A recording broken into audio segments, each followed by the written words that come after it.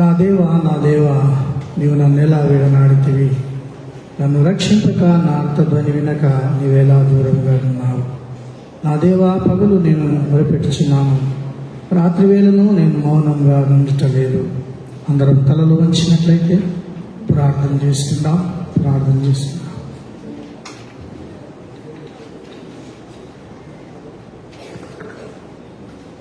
మహోన్నతుడా, పరిశుద్ధుడా, ప్రేమ నమ్మకమైనటువంటి మా పరలోకపు తండ్రి, జీవం కలిగినటువంటి దేవా, మీకే వందనాలు, స్తుతులు, స్తోత్రములు చెల్లిస్తుంటున్నాం.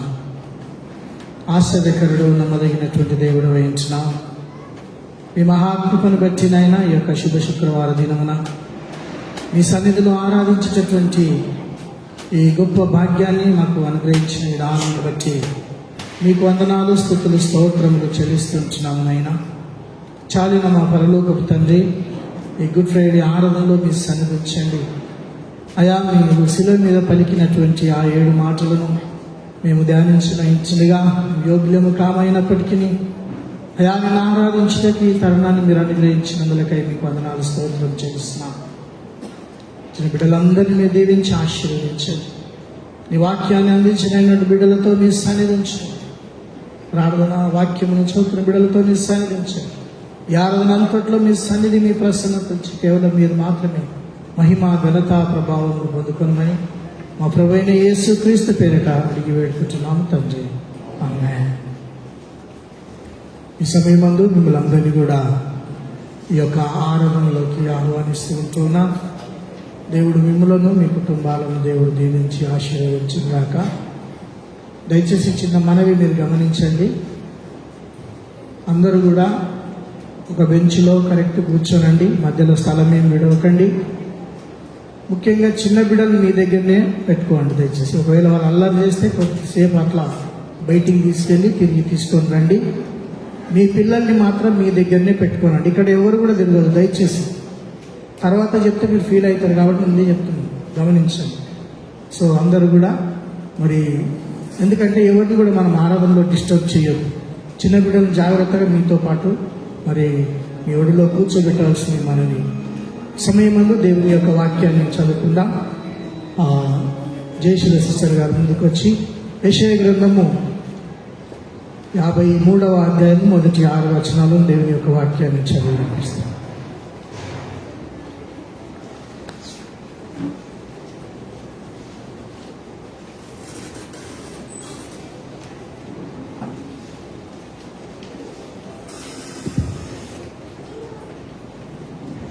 ఈ యొక్క శుక్రవారం దేవుడిచ్చిన చక్కని తరుణం బట్టి దేవుని వందనాలు చెల్లిస్తూ మనమందరము కలిసి పాత నిబంధనలో నుండి యెషయా గ్రంథము 53వ అధ్యాయము మొదటి 6 వచనములు చదువుకున్నాము. యెషయా గ్రంథము 53వ అధ్యాయము మొదటి 6 వచనములు. మేము తెలియజేసిన సమాచారము ఎవడు నమ్మెను? యెహోవా బాహువు ఎవనికి బయలుపరచబడెను? లేత మొక్కల వలెను, ఎండిన భూమిలో మొలిచిన మొక్క వలెను అతడు ఆయన ఎదుట పెరిగెను. అతనికి స్వరూపమైనను సొగసైనను లేదు. మనం అతని చూచి ఆపేక్షించినట్లుగా అతని యందు స్వరూపం లేదు. అతడు తృణీపింపబడిన వాడును ఆయను, మనుషుల వలన విసర్జింపబడిన వాడును, వ్యసనాక్రాంతుడుగాను, వ్యాధిననుభవించు వాడుగాను, మనుషులు చూడనొల్లని వాడుగాను ఉండెను. అతడు తృణీకరింపబడిన వాడు గనుక మనము అతని ఎన్నిక చేయకపోతిమి. నిశ్చయంగా అతడు మన రోగములను భరించెను, మన వ్యసనములను వహించెను. అయినను మొత్తబడిన వానిగాను, దేవుని వలన బాధింపబడిన వానిగాను, శ్రమ నొందిన వాడిగాను మనము అతనిని ఎంచితిమి. మన అతిక్రమ క్రియలను బట్టి అతడు గాయపరచబడెను, మన దోషములను బట్టి నలుగగొట్టబడెను. మన సమాధానార్థమైన శిక్ష అతని మీద పడెను. అతడు పొందిన దెబ్బల చేత మనకు స్వస్థత కలుగుచున్నది. మనమందరము గొర్రెల వలె త్రోవ తప్పిపోతిమి, మనలో ప్రతి వాడును తనకిష్టమైన త్రోవకు తొలగెను. యెహోవా మన అందరి దోషములను అతని మీద మోపెను. దేవుడి యొక్క వాక్యాన్ని దీవించి ఆశ్రయించునుగాక.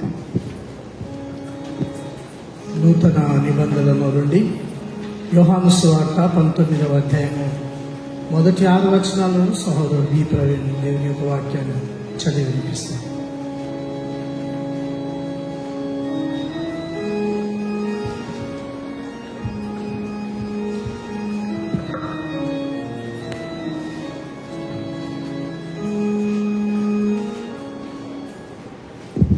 రెండో పాఠముగా యోహాను సువార్త 19వ అధ్యాయము మొదటి నుంచి 6 వచనములు. యోహాను సువార్త 19వ అధ్యాయము మొదటి 6 వచనాలు. అప్పుడు పిలాతు యేసును పట్టుకొని ఆయనను కొరడాలతో కొట్టించెను.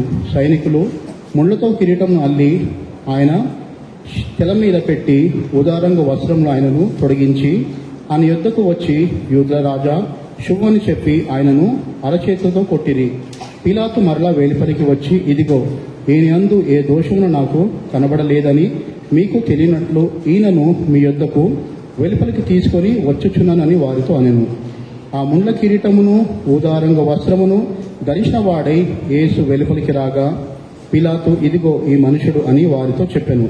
ప్రధాన యాజకులను బండ్రోతులను ఆయనను చూచి సిలువేయము సిలువేయము అని కేకులు వేయగా పిలాతు ఆయన యందు ఏ దోషమును నాకు కనబడలేదు గనుక మీరే ఆయనను తీసుకొని పోయి సిలువ వేయడని వారితో చెప్పాను. దేవుడి యొక్క వాక్యం దీవించి ఆశించుగాక.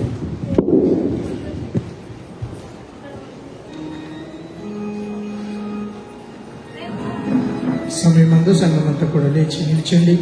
కూర్చొనిలో ఉన్నటువంటి మొదటి పాట ఆంధ్రప్రదేశ్ కీర్తన నుంచి 332వ కీర్తన అందరం కలిసి లేచి నిలిచండి పాడదాం.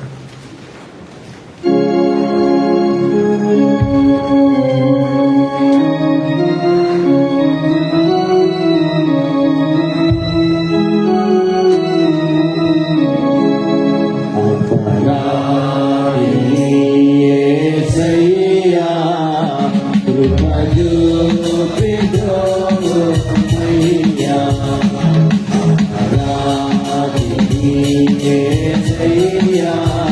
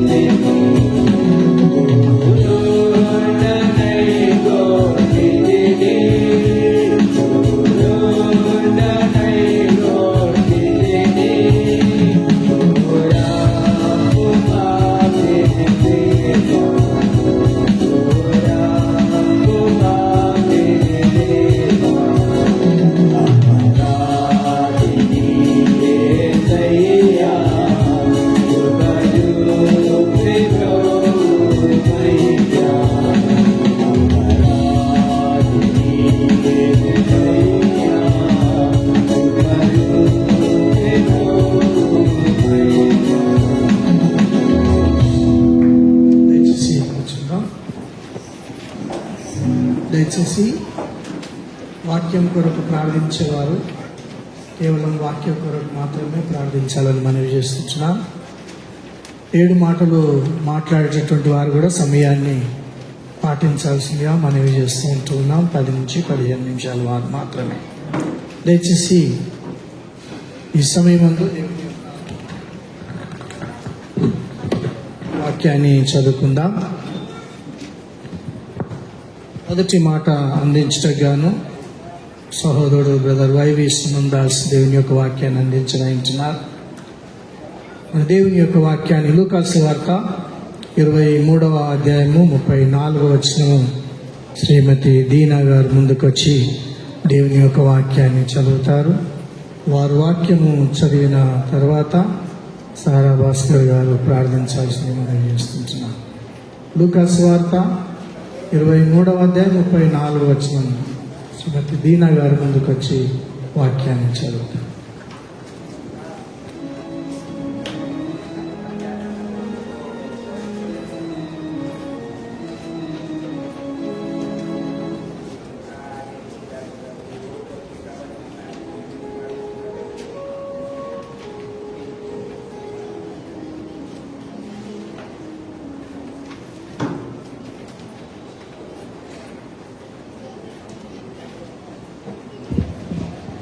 Praise the Lord.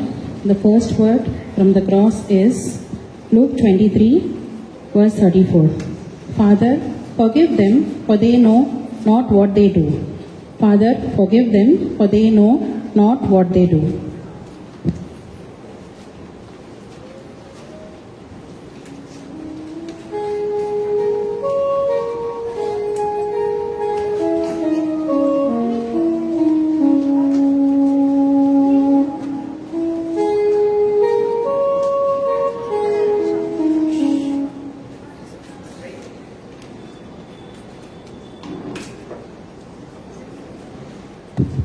దినంకై ఏర్పాటును చేసిన విధానానికై వందనాలు ప్రభా. 7 మాటలు మాట్లాడుచుండగా ప్రభా ప్రతి బిడ్డకు మీరు తోడై ఉండమని ప్రార్థిస్తున్నాం తండ్రి. మొదటి మాట మాట్లాడుచున్న బిడ్డతో మీరు ఉండమని నాయన బిడ్డను దీవించి ఆశీర్వదించి నాయన నోటితో మేము నాయన ప్రతి మాట ఒప్పుకుంటకు సహాయం దయచేయమని ప్రార్థించాం తండ్రి. నాయన వాక్యం ద్వారా మేము బలపడుటకు ఆ బిడ్డను దీవించి ఆశీర్వదించమని అడిగి వేడుకుంటున్నాం తండ్రి. వచ్చిన బిడ్డలందరినీ దీవించి ఆశీర్వదించి ప్రతి బిడ్డ హృదయాలు తెరిచి నాయన ప్రతి వాక్యం శ్రద్ధగా వింటకు సహాయం దయచేయమని యేసుక్రీస్తు నామమున అడిగి వేడుకుంటున్నాం తండ్రి. ఆమేన్.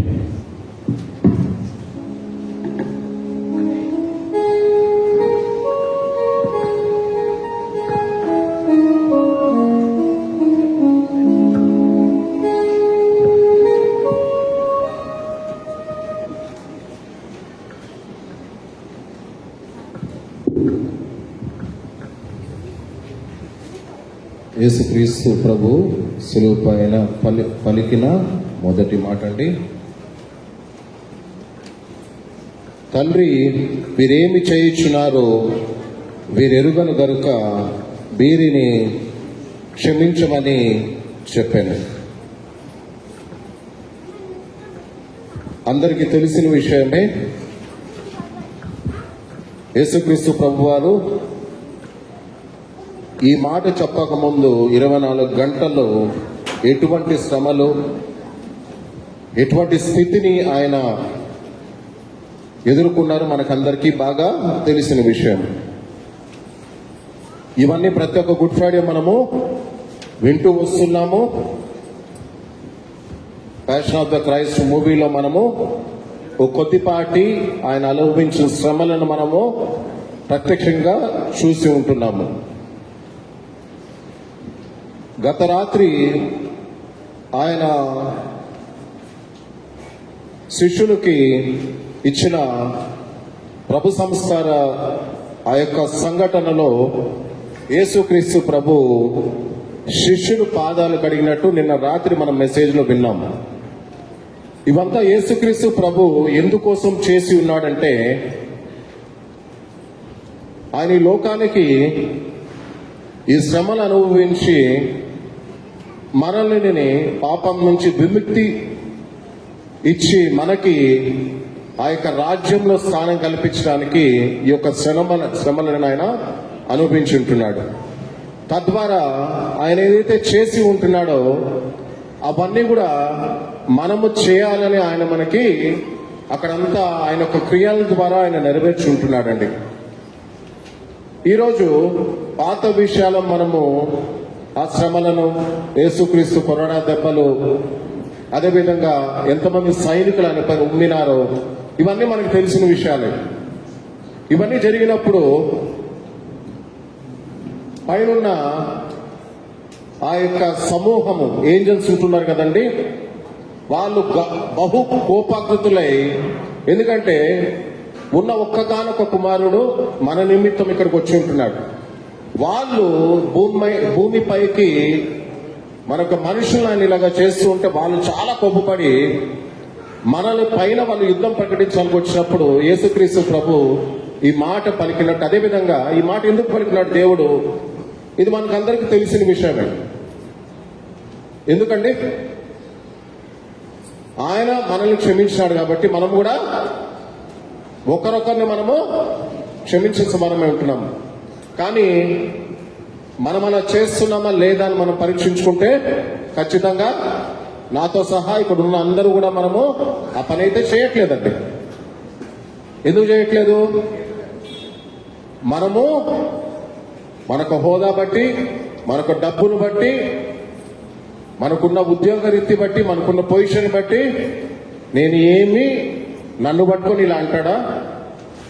అదేం చేస్తాం మనం ప్రతి ఒక్కసారి మనం ఇతరులు చెప్పిన మాటలను బట్టి మనం ఇతరులను మనము విల్ బి జడ్జింగ్, ఇతరులు మనం తీర్పు తీర్చుకొని అక్కడ మనము వాళ్ళని క్షమించడానికి మన యొక్క మనసు, మన యొక్క హృదయము ఒప్పుకోదండి.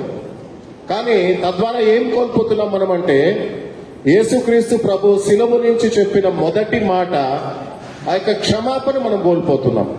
ఇదంతా మాత్రం మీరు చూసుకోండి.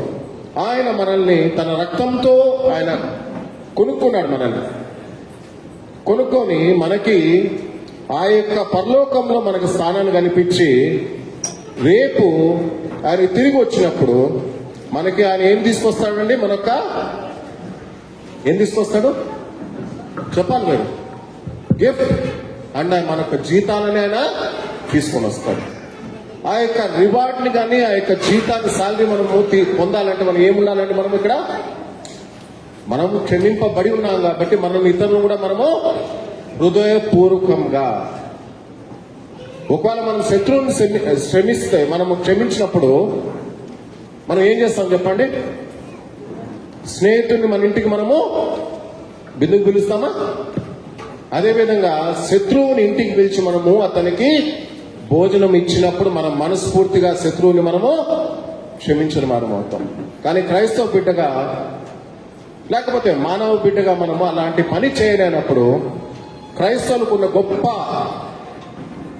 ఇచ్చిన మనకు ఒక మనసు ఏమంటగా మనం వాళ్ళ గురించి మనము ప్రార్థన చేయొచ్చండి. వాళ్ళ యొక్క భాగోల గురించి మనము ప్రార్థన చేయొచ్చు. ఈరోజు ఒక 3 సంగతులు మీతో నేను ఇక్కడ దేవుడిచ్చిన ఆ యొక్క తలంపును బట్టి నేను మీతో డిస్కస్ చేయాలని అనుకుంటున్నానండి. మనము లోకరీత్యా లోక శాస్త్రాన్ని మనము అనుసరిస్తున్నామా, దేవుడిచ్చిన శాస్త్రాన్ని మనం ఈరోజు మన జీవితాల క్రైస్తవులుగా మనము దేవుని శాస్త్రాన్ని మనం అనుభవిస్తున్నాము? దేవుడిచ్చింది ఏంటి? నిన్ను వాళ్ళని పొరుగువాన్ని ప్రేమించుకున్నాడు. అది మనము ఖచ్చితంగా అయితే నాకు తెలిసినంత వరకు 90% అయితే మనం చేయట్లేదు, 10% అయితే మనం చేస్తున్నాము. ఇంకోటి ఏమని చెప్పినాడు? మనం ఇతరులను ప్రేమించాలంటే మనల్ని మనం తగ్గింపు ఉండాలి, మనము అతను మనము క్షమించగల మన స్వభావము కలిగి ఉండాలి. ఎందుకు? దేవుడు మనము చేసిన ఎన్నో తప్పుల్ని, ప్రతిరోజు మనం చేస్తున్న శారీరక తప్పులను కానీ మానసిక తప్పులు కానీ ఆయన ప్రతిరోజు మనకి క్షమాపణ అనుగ్రహిస్తున్నాడు. ఆయన మనకు ఉచితంగా ఇచ్చిన క్షమాపణని మనం ఇతరులకు ఎందుకు ఇవ్వలేకుండా పోతున్నాము? ఒక్కసారి మీరు సిలువ గురించి ఎప్పుడైనా ఆలోచించినారా? సిలువకి 2 కొయ్యలు ఉంటాయండి. ఒకటి స్ట్రైట్ ఉంటుంది, ఒకటి అడ్డంగా ఉంటుంది. అడ్డంగా కొయ్య ఏం తెలుసా మీకు? అది నిదర్శనం. అంటే యేసుక్రీస్తు మనల్ని క్షమించినాడు. నిలువుగా ఉన్న కొయ్యేరేమంటే మనం ఇతరులను అదే విధంగా మనము క్షమించాలా. ఇంకో విషయం అందరూ బాగా గుర్తుపెట్టుకోండి. మొదటి రాకడ యేసుక్రీస్తు ప్రభు మానవునిగా సామాన్యునిగా వచ్చి ఉంటున్నాడు. ఎందుకంటే మనలో కలిసిపోయి మనకి ఆయన యొక్క ఉదాహరణగా నిలబడటానికి దేవుడు అలా వచ్చి ఉంటున్నాడు. అప్పుడు ఆయన క్షమాపణ తీసుకొని వచ్చి ఉంటున్నాడు. రెండోసారి second coming, when is coming he is going to come for punishing us. యేసుక్రీస్తు ప్రభు రెండోసారి వచ్చినప్పుడు మనల్ని శిక్షించడానికి ఆయన వస్తూ ఉన్నాడు. ఎవరైతే మనల్ని మనం తగ్గించుకొని ఆయన చెప్పిన ప్రతి ఒక్క శాసనాన్ని మనం ఎప్పుడైతే మనం అనుసరిస్తామో అప్పుడు ఆయన వచ్చినప్పుడు ఏం చేస్తాడండి? సమాధులు తెరవబడతాయి. ఏం చేస్తాడు? ఆయన లేపి ఆయనతో పాటు తీసుకెళ్తాడు. అక్కడ ఎవరు గుంపులో ఉంటాం మనము చెప్పాలా? ఇక్కడ నేను చాలా రోజులు ఆలోచిస్తున్నాను. ఇది ఎప్పుడైతే కమిటీ మీటింగ్ జరిగినప్పుడు నీకు మొదటి వాక్యం వస్తుందని ఆ రోజు నేను ఆలోచిస్తున్నాను. నాకు ఒకటే అర్థమైంది, ఇక్కడ ఉన్న వాళ్ళకి అందరికీ అన్ని విషయాలు తెలుసు, ఏం చెప్తాను ప్రభు అని అనుకున్నాను నేను. అన్ని విషయాలు తెలుసు, కానీ నాతో సహా మనం ఎవరు దీన్ని ఆచరించట్లేదు. ఎందుకు? అలసత్వము. మనం ఎప్పుడు ఏం చేస్తామంటే రెండో కుమారుడు తప్పు చేసినాడు, వచ్చినాడు ప్రభు క్రీస్తు, ఆయన తండ్రి ఎట్లయితే అంగీకరిస్తాడు మన ప్రభు కూడా అలా అంగీకరిస్తాడు అనుకుంటారు. ఇంకో ఉదాహరణ ఏమంటే కానీ రెండో వాక్యం ఇప్పుడే చెప్తున్నాను నేను. ఆ రెండో దొంగ ఉప్పేసుకున్నాడు 1 నిమిషంలో. మనం కూడా అలా ఒప్పుకోవచ్చు కదా, కానీ ఆ యొక్క క్షణం వరకు మనము ఊపిరితో ఉండగలగాలి కదా. అలా అలసత్వం ప్రదర్శించినప్పుడు దేవుడు దాన్ని క్షమించండి. ఎందుకంటే మనం చేసే తప్పులు క్షమించగానే తప్పులు.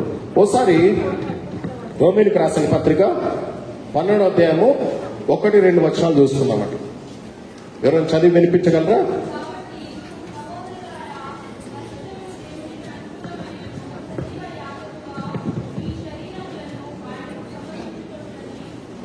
సజీవ యాగముగా మీ శరీరమును ఆయనకి సమర్పించుకోవాలని చెప్తా ఉన్నాడు. ఇప్పుడు మనం చేసే పాపాలన్నీ దేంతో చేస్తున్నామండి? మనసు ద్వారా, శరీరం ద్వారా మనం పాపాలు చేస్తున్నాం. ఇక్కడ ఏమంటాడు? సజీవ యాగముగా మనల్ని మనము సమర్పించుకోమని దేవుడు అక్కడ చెప్తా ఉన్నాడు. ఒకసారి రోమీయులకు రాసిన పత్రిక 14వ అధ్యాయము 13వ వచనం ఒకసారి చూసుకుందామండి.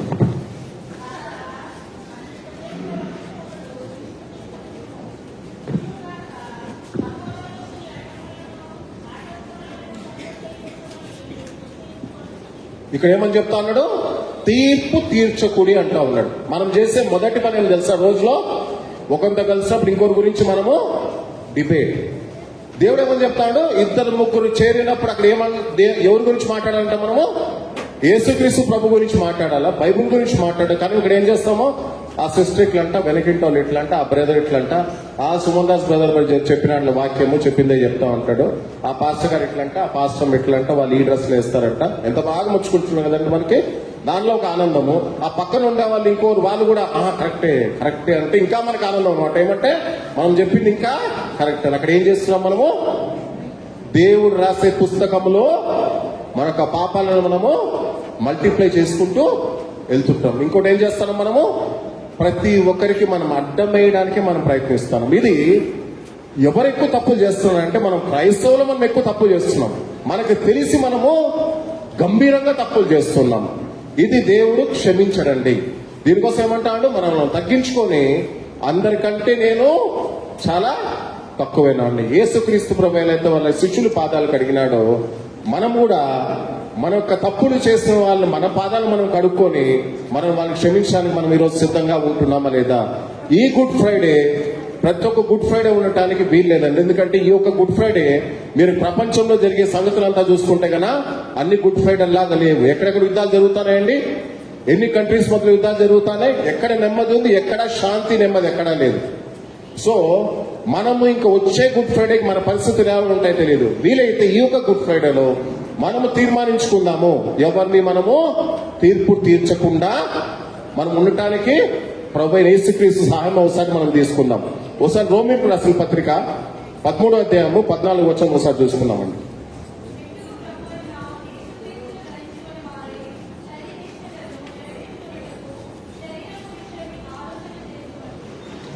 శరీర విషయమై ఆలోచన.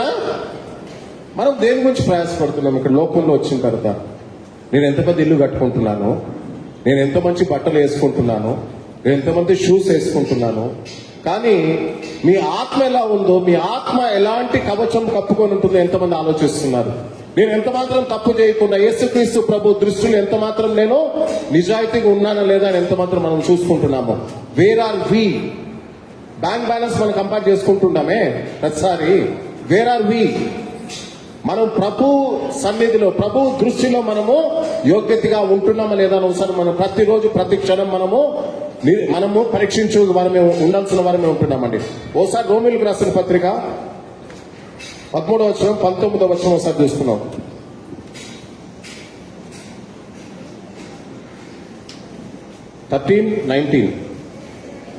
సారీ, ఇట్ ఈస్ 17 కూడా లేదు కదా, సారీ, 1 minute.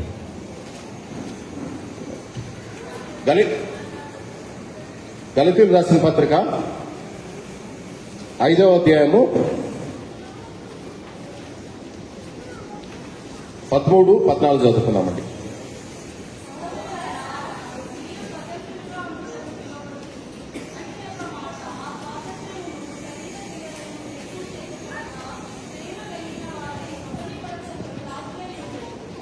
ఇక్కడ ఏమని చెప్తానంటే ఒకరికొకరు, ఇక్కడ మనము ఎవరికి దాసులుగా ఉంటున్నాము? యేసుక్రీస్తు ప్రభువుకి దాసులుగా ఉంటున్నాం. మనము లోబట్టడం వల్ల మనం తగ్గట్లేదండి, మనము హెచ్చింపబడుతున్నాము. కానీ మనం ఏం చేసుకుంటాం? ఇక్కడ ఒకరి దగ్గర మనము క్షమాపణ అడగాలంటే ఎక్కడ మనము చులకనైపోతాము. ఇక్కడ మనం చులకన అవ్వట్లేదు. మనం ఎక్కడ హెచ్చింపబడుతున్నాం? మనము యేసుక్రీస్తు ప్రభు దగ్గర మనము హెచ్చింపబడుతున్నాం. మనం ఈ లోకానికి సంబంధించిన వారు కాదండి. మీరు లాస్ట్ మనము చివరి ఎవరైనా ప్రయాణం చేసేటప్పుడు వాళ్ళ సమాధి మనము వాళ్ళ కాఫిన్ బాక్స్ ఎత్తిపోయేటప్పుడు ఒక పాట పాడతాం. మనం ఏం పాట పాడతామండి? పరదేశిని. ఆ పాట పాడి బ్రహ్మాండంగా పాడతాము. కానీ ప్రతిసారి మనం మర్చిపోతాం మనం ఎక్కడికి సంబంధించిన వారము. ఈ లోకానికి మనము దేవుడిచ్చిన ఆజ్ఞలను నెరవేర్చడానికి మట్టుకి మనం ఇక్కడ ఉంటున్నాము. కానీ ప్రతిసారి ఇది మళ్ళీ చెప్తే బాగుండదు, ఎందుకంటే నేను చర్చి టైంకి వస్తాను కాబట్టి. సుమన్ దాస్ బ్రదర్ చర్చికి లేట్ వచ్చిన వాళ్ళంతా వేలెత్తి చూపిస్తా అంటే కాదు, మనం అక్కడ లోబడట్లేదు. సబ్బాత్ దినాన్ని అతి పరిశుద్ధంగా ఆచరించమని దేవుడు చెప్పినప్పుడు మనం ఏం చేస్తున్నామో మనం ఆ ఆజ్ఞని ఆచరించట్లేదు. ఈరోజు మన యొక్క ప్రార్థనకి మనకు జవాబు ఎందుకు రావట్లేదు అంటే ఇదొక కారణం అండి. మీరు లోబడి ఉంటున్నారు, కానీ మనకేమవుతుందంటే దేవుడు ఇచ్చే ఒక ప్రశస్తమైన ఫలాలనే కొంచెము దీర్ఘకాలము ఆలస్యంగా దేవుడు మనకి ఇస్తున్నాడు. ఎందుకంటే మనకు ఆ యొక్క ఆజ్ఞలు మనం లోబడి. ఒకసారి ఇంకోటి, మనము దేవునికి ఆజ్ఞలు లోబడి ఉంటున్నామంటే దేవుని ఆజ్ఞకి మనము లోబడి ఉండట్లేదు. దేవుని దృష్టికి మనము అంగీకారంగా మనం జీవిస్తున్నామా లేదంటే అది కూడా మనము తక్కువగానే జీవిస్తున్నాం. ఎందుకు? మనము లోకరీత్యా మనము స్వతంత్రులుగా జీవించడానికి మనం ఎక్కువగా ఆశపడుతున్నాము. ఈరోజు చూడండి, 40 రోజులు కొంతమంది ఇక్కడ కుటుంబాలుగా, కొంతమంది వాళ్ళ యొక్క పనులను వదిలిపెట్టి వాళ్ళు ప్రతిరోజు వాళ్ళ యొక్క దేవుని యొక్క లెంట్ మీటింగ్ కార్యక్రమం వాళ్ళు పాల్గొంటున్నారు. 40 రోజులు వాళ్ళు దేవుని యొక్క వాక్యాన్ని వాళ్ళు భుజింటూ ఉంటున్నారు. అది ఎంత మాత్రం నీరు కట్టి ఫలించిందో ఒక్కసారి పాల్గొనలేని వాళ్ళు ఒకసారి వాళ్ళని చూసుకోండి. మనం ఏం చేస్తున్నాం? దీన్ని ఒక ట్రెడిషన్ గా, ఒక కల్చర్ గా మట్టుకే మనము ఈ గుడ్ ఫ్రైడే సీజన్ ని గానీ, లెంట్ సీజన్ గానీ మనము ఆచరిస్తున్నాం. ఒక్కసారి మిమ్మల్ని మీ మనసులో మీరు పరీక్షించుకోండి. మనం ఇది దేవునికి ఇష్టానుసారంగా ఉండటానికి మనల్ని మనము అలా సిద్ధపరచుకోవడానికి మనం ఉపయోగించుకుంటున్నామా, లేదంటే ఒక ట్రెడిషన్ గా ఏదైతే బయట అన్యులు ట్రెడిషన్ గా మిగతా ఆచరిస్తున్నాం మనం కూడా అలాగే ఆచరిస్తున్నామా లేదని ఒకసారి మనము క్వశ్చన్ మార్క్ చేసుకోండి. ఇవన్నీ మనము పరీక్షించుకోకుండా ఎక్కడ దేవుని ఆయన యొక్క దృష్టిలో మనల్ని మనము తగ్గించుకుంటున్నామండి. ఈ యొక్క ఫర్గివ్నెస్ లేకపోతే ఏం నష్టం మనకి? ఒకరిని మనం క్షమించినప్పుడు ఏం జరుగుతుంది? నష్టం. ఇక్కడ ఉండిపోతాము, నిత్య అగ్నిగుండంలోకి మనం పడిపోయిపోతాం. పోనీ మనం క్షమించుకుందాం అనుకున్నాము. మీరు దేవుడు వచ్చినప్పుడు దేవుణ్ణి ఎలా మనల్ని ఎత్తుకొని వెళ్తాడు తెలుసా? మన మనస్సు శూన్యంలో ఉన్నప్పుడు, when it zero, when you have no burdens in you. Burden అంటే ఏం చెప్పండి? మనకొక భారం అంటే లోపల ఏదో మనకి కొలత ఉందండి, లోపల ఏదో ఒక చింత ఉంది మనలో. ఆ చింత ఉన్నప్పుడు ఏం చేస్తాం? దేవుడు వచ్చినప్పుడు ఆయన ఎత్తుకున్నప్పుడు మనం ఆయనతో పాటు లేవలేని పరిస్థితిలో ఉండిపోతాం. ఎందుకంటే మనము క్షమించలేదు కాబట్టి, మనకు క్షమాపణ లేదు కాబట్టి, యేసుక్రీస్తు ఇచ్చిన క్షమాపణ మనం లేదు కాబట్టి మనం ఇక్కడే విడవబడతాం. ఆ యొక్క పరిస్థితి ఎవరికి రాకూడదు. ఈరోజు దేవుడు సెలవిచ్చిన ప్రకారం మన పైనుంచి చూస్తా ఉన్నాడట. ఒక్కడైనా నీతిమంతుడు దొరక్కపోతాడని చూస్తే ఒక్కరు కూడా లేకుండా ఉన్నామంట. ఈరోజు ఇక్కడ చూసుకుందాం. మనం ఎక్కడో వద్దు, నాతో సహా ఇక్కడ ఈ యొక్క సమయంలో దేవుడు పైనుంచి తేరి చూచినప్పుడు మన పరిస్థితి ఎలా ఉందో ఒకసారి చూసుకోండి. నేను చాలా దుఃఖప్రాయంతో చెప్తున్నాను, మనం చర్చిలో ఉంటున్నాం కానీ మన మనసు చర్చిలో లేదండి. మనం చర్చిలో ఉంటున్నాం కానీ దేవుని సన్నిధిలో ఉంటున్నాం కానీ మనం చర్చిలో అయితే లేదు. మన మనసు ఎక్కడ ఉంది? ఎక్కడంటే అక్కడ తిరుగుతుంది. కొంతమంది వాళ్ళ చేతుల్లో తిరుగుతుంది. వాళ్ళ మనసు చేతుల్లో ఉందండి. వాళ్ళ మనసు చేతుల్లో ఏముంటుంది చేతుల్లో?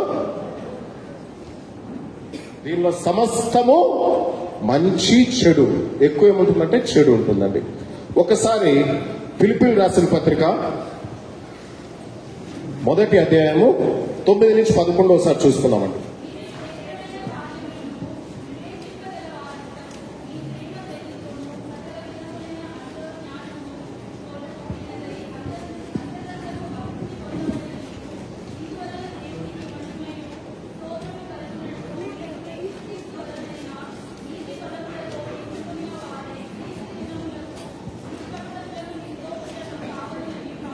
నిష్కపటముగా నీతి ఫలాలతో దేవునికి మహిమ కలిగే పనులే మనం చేయాలండి.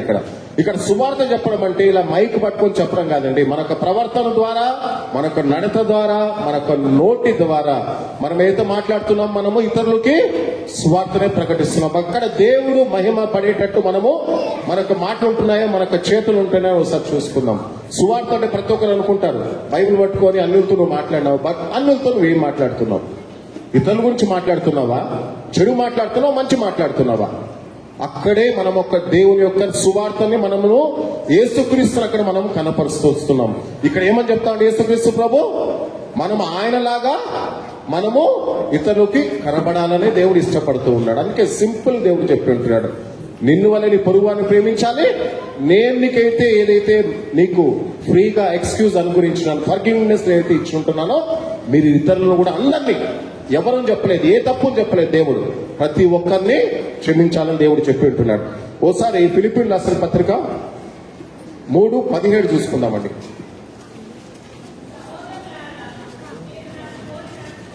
సహోదరులారా మీరు నన్ను పోలి, దేవుడు ఎలా నడుచుకోమన్నాడండి? ఆయన ఎంతమంది ఉమ్మినాడు తెలుసా మీకు? సైనికులు ఎంతమంది ఉమ్మినారంటే అంతమంది ఉమ్మినారు ముఖం పైన. అటువంటి పరిస్థితుల్లో కూడా ఆయన మొదటి మాట ఏం చెప్పినాడు? సిలువ వేసిన తర్వాత, తండ్రి వీళ్ళు ఏం చేయించున్నారో మనం కూడా అదే చేయాలి. తండ్రి అతను ఏం చేస్తున్నా మనకు తెలియదు. ఇంకోటి, మనకి కీడు తలపెట్టాలని అనుకున్నా లేకపోతే తలపెట్టినా మనం ఏం చేయాలా? వాళ్ళ గురించి దేవుని దగ్గర మనము ధీరంగా ప్రార్థన చేయాలి. ఇటువంటి స్వభావాన్ని ఒక గుడ్ ఫ్రైడే రోజు మనము తెచ్చుకోవడానికి మనము ఇష్టపడుతున్నామా లేదా? ఒక్కసారి ఫిలిప్పీయులకు రాసిన పత్రిక 3వ అధ్యాయము 12 మళ్ళీ 14 ఒకసారి చదువుకుందామండి.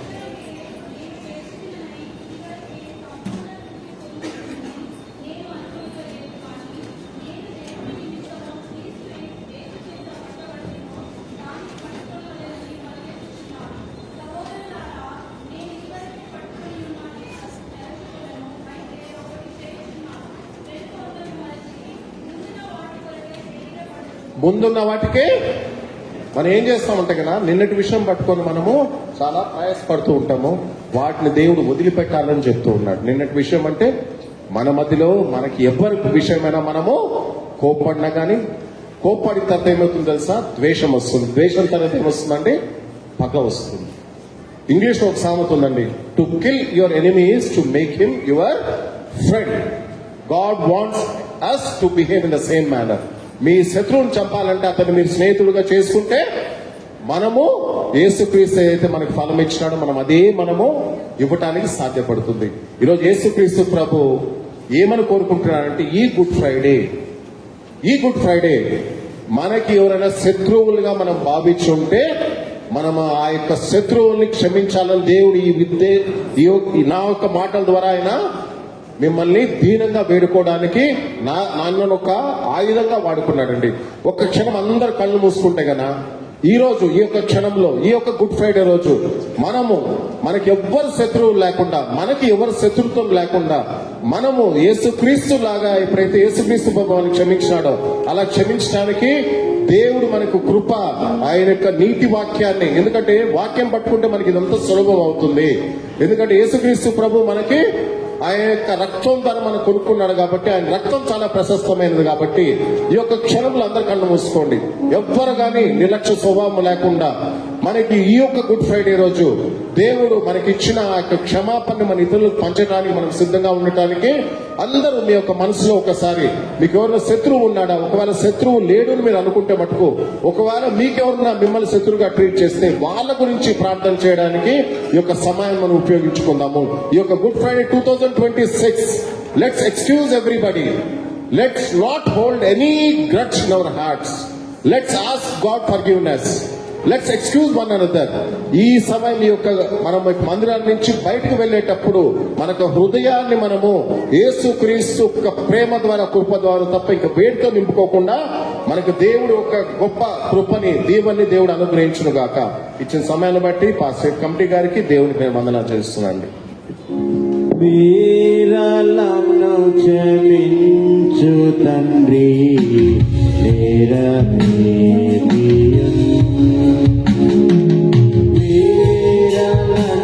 క్షమించు తండ్రి,